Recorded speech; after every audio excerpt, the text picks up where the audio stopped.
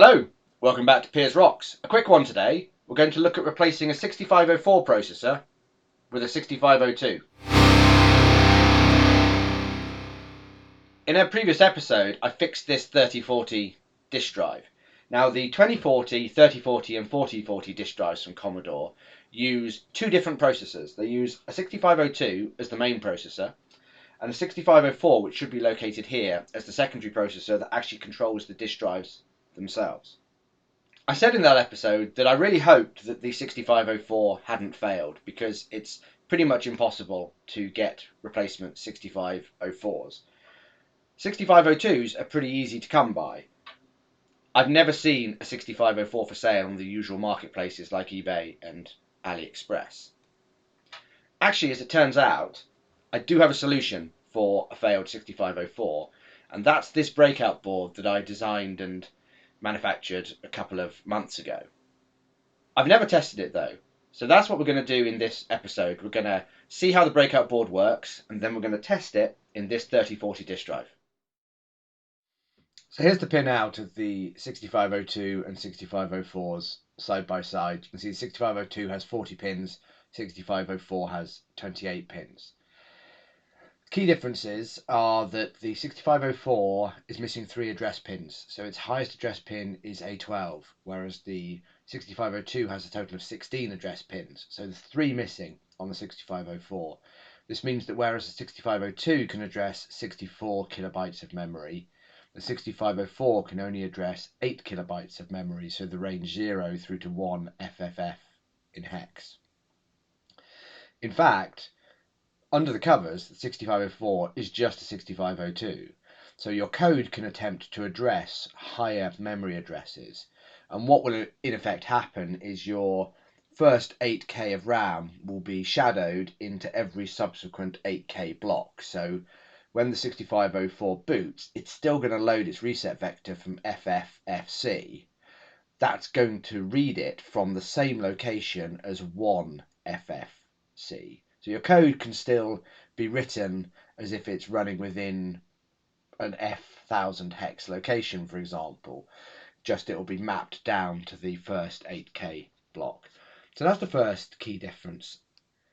There's also a bunch of other missing pins, most of which are not particularly interesting or relevant to us. So there's the Phi1 clock out is missing on a 6504. We only have Phi2.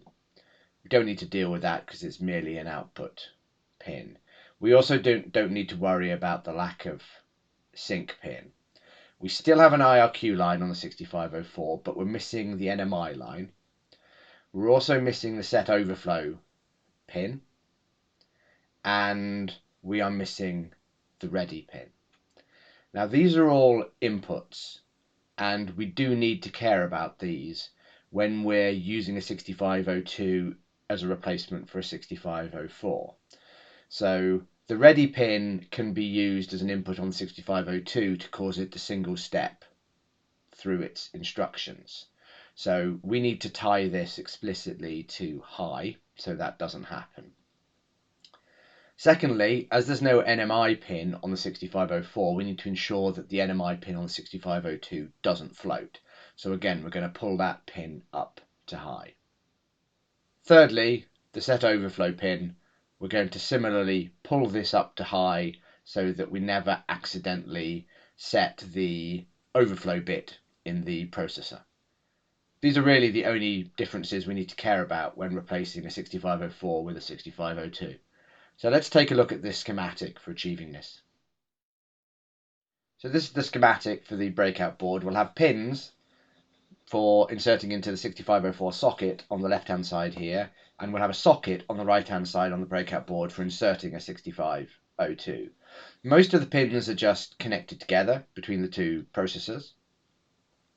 We can see that the unused address pins are just being disconnected and left floating on the 6502. And we can see that we're pulling high the 3 pins that I talked about.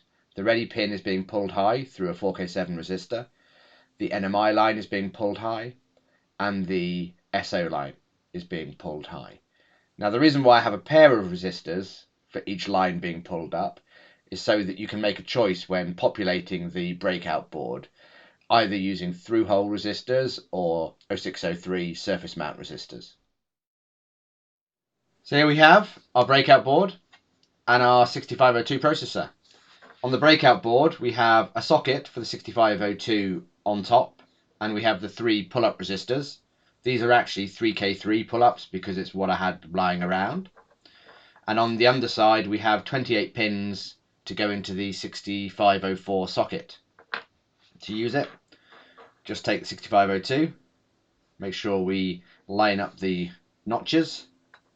There's also a pin 1 silkscreen on the breakout board, and insert the 6502 into the socket, making sure that we don't bend any pins. Right, that looks good to me. I'm now ready to install this in my 3040 disk drive, replacing the 6504 that's there. I have installed the 6504 replacement board with the 6502 in it there, and I'll turn the disk drive on and make sure it still boots.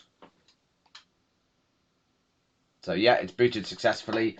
No reason why it shouldn't. The standard boot process of a 2040, 3040, 4040 disk drive doesn't actually test the 6504. The 6504 controls the drive mechanisms themselves, so controls the movement and the reading from these drive units. So first of all, I'm just going to double check I can detect the disk drive. I can. Now we'll actually send a command to the disk drive to make it to move the heads of drive unit 0. So this is actually testing that the 6504, or in our case 6502, is operating correctly. If it's not, then nothing will happen here. Hopefully you heard that. The drive mechanism moved back to track 0, bumped the head, and then moved back forward to track 18. Just double check on the other side. Yeah, so that shows that the 6502 replacing the 6504 in this disk drive is functional, so my breakout boards work. So if I do end up with a failed 6504 in one of my disk drives, then I can replace it now with a 6502. So I hope you enjoyed that and found it useful. It's really good from my perspective to know that I've got a replacement for failed 6504s if I come across any in my stack of big boy disk drives behind me. If you did enjoy this episode, please consider sharing the channel with a friend. Until next time, rock on.